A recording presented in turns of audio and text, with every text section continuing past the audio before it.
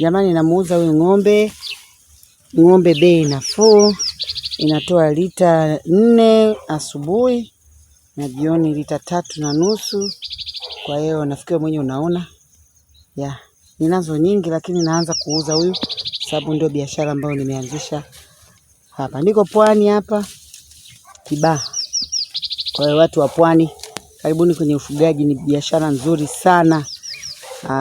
Ina stress, huo ni stress, yani wewe unakuwa tu ni kutafuta tu, yani kuja tu baadaye kuchukua maziwa na kupata hela. Wale wanaotafuta ajira za haraka haraka, afu nasema ajira hamna. Kwa hiyo huyu ukiangalia hapo almost lita 7.5. Lita 7.5 nafikiri, fanya tu lita 7. Zidisha kwa shilingi 2,000 bei ya maziwa kwa sisi Pwani hapa. Utaona ni shilingi ngapi? 14,000 kwa siku napata. Piga mesiku kwa siku 10 na 140,000 kwa siku, kwa mwezi mmoja.